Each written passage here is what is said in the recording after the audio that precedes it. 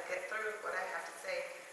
As you hear from everyone, SAP was just wonderful this year, and as a staff, you go because you want God to use you to bless the kids, but then I come back being more blessed and more rich by the SAP experience. And I think there were about 155 campers, and I don't know, somewhere in the region of 85 to 90 staff, I'm not sure. But there were, all these from our congregation, and, the Dizons, who are not here, and David, of course, is here. But, David mentioned that it was the 50th celebration of SCP, so that was really exciting. I actually have the wristband that says 50 years. It also says Epic Story, which was a theme. And I have a water bottle, so they celebrated the 50th year, which is really, really great. I, again, was a dorm parent. I've been a dorm parent for 2 years. And, it's just briefly, the dorm parent is kind of like the mom to the counselor and the assistant counselor. And, you love on the girls, you help the counselors, you encourage them, and you do the laundry, you help out wherever your gifts are, you help out in those areas, wherever they need you. And I was assigned to dorm 7G. I had 7 girls, and the 2 counselors and 2 big sisters. Big sisters are the ones who are in training. They were at Camp Lashen, and they're in training to be counselors or assistant counselors. I had the most loving dorm this year. I mean, it was just awesome this year. There's something really special about this year. I had the most loving girls I've ever had in the 5 years that I've been going. Chanel wasn't part of my dorm this year, and she said it was the best year she had. And there's just something about the SP environment that just makes our kids rise and shine. I was just so proud of the young people who led worship in chapel, and Camille, Chanel, and some of the New Life kids, and David, and Jelly and Abel kind of mentored them. And they did such an awesome job, and people were dancing in the back when they were worshiping. I know Chanel was scared the day before, so I was so nervous when I walked into chapel. I'm like, oh my goodness, is she going to make it? And she was out there having a good time, moves to the left, So it was really great. SP is just such a blessing. The theme was the epic story. And that's my purpose today, is to just go through and give you a summary of what that meant, and each day in chapel, what they covered. And the epic story is really God's story and how we fit into His story. I won't talk about the 50th year because I know we're running out of time, but they did have, for the 50th year, they had a timeline, and the first day of worship, you would get a sticker, the first day of all camp worship, because the juniors and seniors worship separately, but then there are a couple of days when they're all camp worship. And they had a timeline on the wall from 1965 and to present, and also a space before 1965.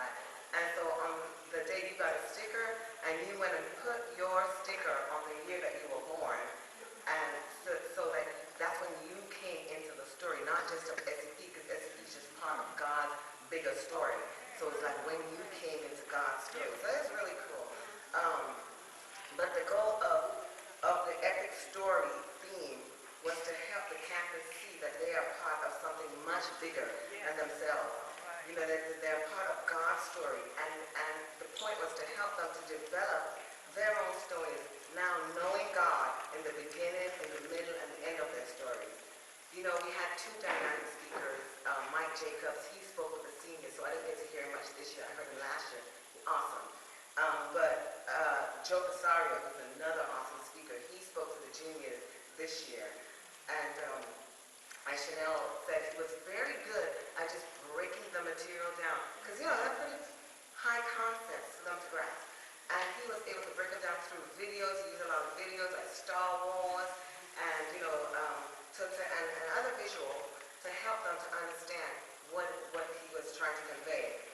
And so the first day, he introduced the subject by talking about how we're all drawn to great stories and what makes for a great story. And great stories usually have themes such as love, adventure, danger, sacrifice. And there's always a battle between good and evil, or the villain and the hero. And the takeaway that first day was that great stories always point us to the greatest story, which is Jesus. Jesus is the greatest story. And so every day after chapel, the counselors would take the kids out, and then they would have a debrief session, and then they would discuss what they've learned. And then they had to practice the spiritual discipline. So the first day, they practiced the spiritual discipline of silence, so that they could just hear God. They can go out in nature and see God and just listen to Him. Well, that was pretty interesting having 8 to 12-year-olds sit and, for any length of time. But, it's a practice. So the next day, the campus learned that everyone has a great story. And that's us too. Everyone has a great story.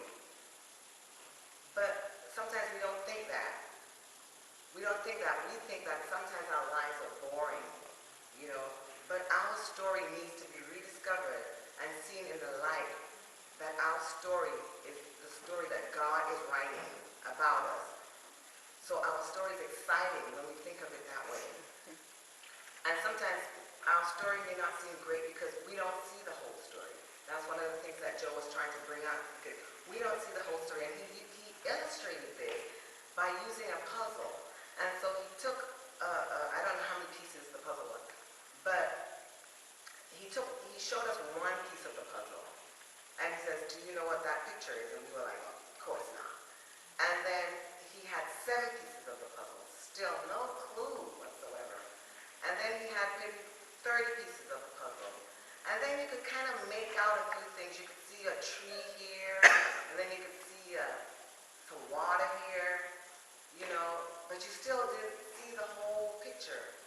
And then finally, he showed us the entire puzzle. And it was a beautiful scene. It was a beautiful forest with beautiful lake and swans and just, and a beautiful cabin with a wonderful car in front of the cabin. It was just a beautiful picture. And he made the point that when we see the whole picture, it is so much more lovely, so much more beautiful than when we just see parts. And that's how it is with our lives.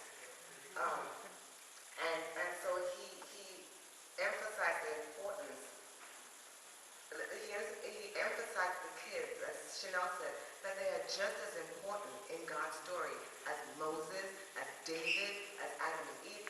They are just as important in the story that God is writing as all the patriarchs and matriarchs. And that day he encouraged them to stay in touch with God, so they learned the discipline of prayer that day.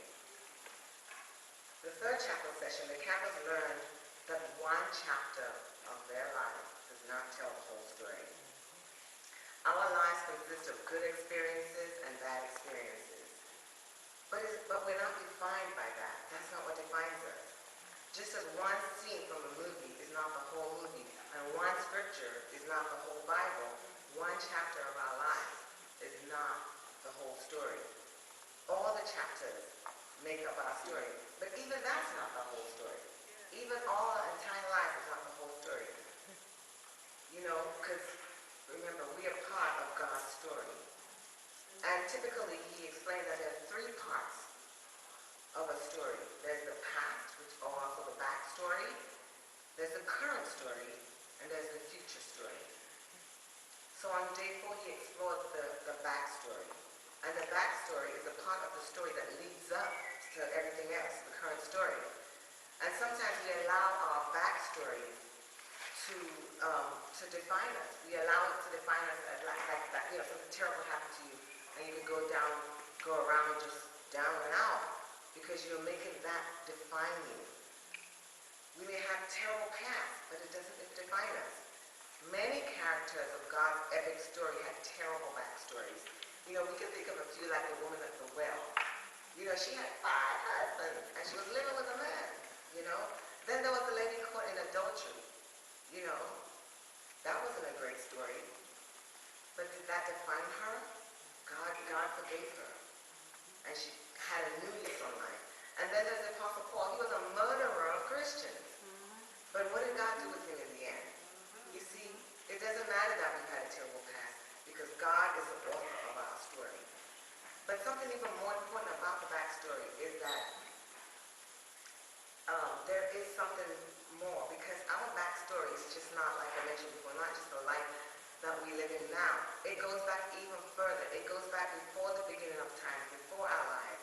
You see, his intention before the foundation of the world was to write us into his story. Before the foundation of the world, he knew that he would make us in his image. He knew that he would come and he would reconcile us and he would rescue us and he'd bring us to him and we would live with him forever. He knew that. So Jesus is the story of Jesus in the Bible is not just Jesus' story. It is part of our story. We are part of his story too. So our backstory is also part of, Jesus' backstory is also part of our backstory. So that day the campus practiced the discipline of meditation, and they were encouraged to meditate that Jesus' backstory is our story too. So in the fifth chapel, we learned about the current story. And the current story is what's going on right now. But we have the opportunity to read the epic story backwards. So we know that we win in the end. We have the victory because of Jesus. You know, but right now, God created us to join him. In Ephesians 2:10 it says that he wants us to join in the work that he is doing right now. But we're currently in a battle. Even though we know we win in the end, we're currently in a battle. And it may be tough, and it's particularly tough when we choose Jesus. You know, we may be bombarded by trials and just every kind of thing. But God says that he will equip us. You know, he will equip us. He'll give us what we need. He is refining us and he's shaping us right now. And, you know, in the chapel, Joe used the scripture in Malachi 3:3, and there are other scriptures that say this. He said, he will sit as a refiner and a purifier of silver. And he told us the story, and I guess it was an email that was circulating about a woman who was at a woman's Bible study. And she saw this scripture about God being the refiner and the purifier of silver. And she didn't understand fully what that meant because she'd never seen silver purified. She'd never seen that. So she decided that she would make an appointment, and I'm going to read the account, because they can tell it much better than I. The story is told of a woman who called a silversmith, and she made an appointment to watch him at work. She didn't mention anything about the reason for her interest beyond her curiosity about the process of refining silver. And as she watched the silversmith, he held a piece of silver over the fire and let it heat up. And he explained that in refining silver, one needed to hold the silver in the middle of the fire where the flames were hottest, as to burn away all the impurities. And the woman thought about God holding us in such a hot spot. Then she thought again about the verse that said, he sits as a refiner and a purifier of silver. She asked the silversmith, is it true that he, the silversmith, would have to sit there in front of the fire the whole time the silver was being refined? The man answered that yes, he not only has to sit there holding the silver, but he has to keep his eye on the silver the entire time it was in the fire. Because if the silver was left a moment too long in the flames, it would be destroyed. The woman was silent for a moment. Then she asked the silversmith, how do you know when the silver is fully refined? And he smiled at her and answered, oh, that's easy. When I can see my image in it. That blew me away. You know, so if today we're feeling the heat of the fire, remember that God has his eye on you and he will keep watching you until he sees his image in you. You know, and so finally, on the last day, we talked about writing the next chapter of our story. And so now that the campus had learned all that they had learned, and they could now include God in the story of their lives. And so they were to take what they had learned to write the next chapter of their life. And the one thing that Joe impressed upon those young campers is that they were created to be awesome. I Chanel mentioned that. But they were created to be awesome. Same here. Us too, all folks.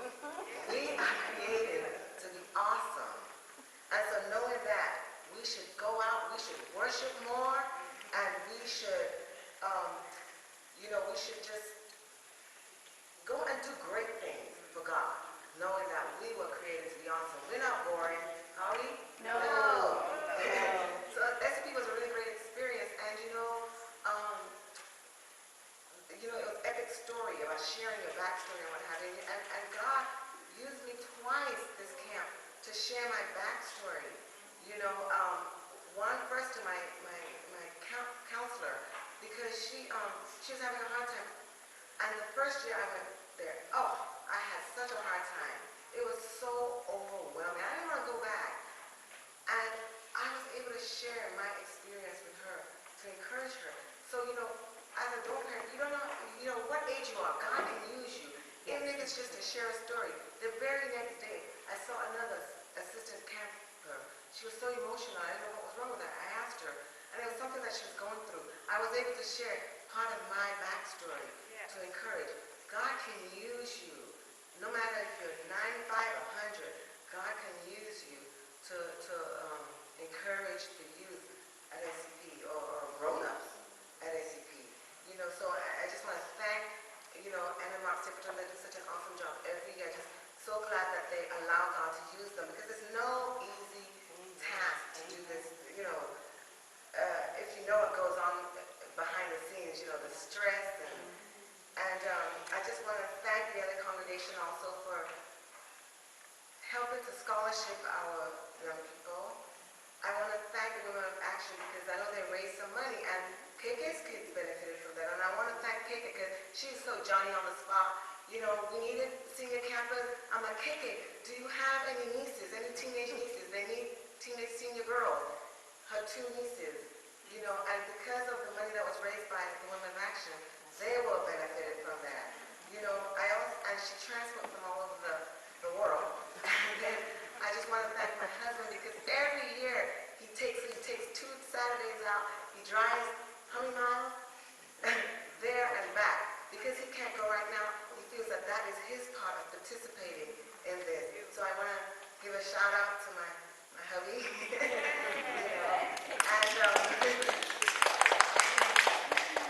And just one more thing, I just want to make a plug for SCP. There are 2 ways that you can save on SCP for 2016. You can register early by, what is the date? I know it's here somewhere. July 30th, 31, okay. And you can get $50 off. And if you want to go to camp free, you can invite 10 people who've never been to camp, and your tuition will be free, because every time you invite someone, you get $50 off. It's approximately $500 to go. And the person gets $50 off. So that's a way you can invite some new people. So if you have nieces, nephews, grandchildren rather, anyone that you know who wants to go to camp, please either talk to one of us who knows how you can do that, or go to the website www.scpsocal.org.com. Okay, so there you go.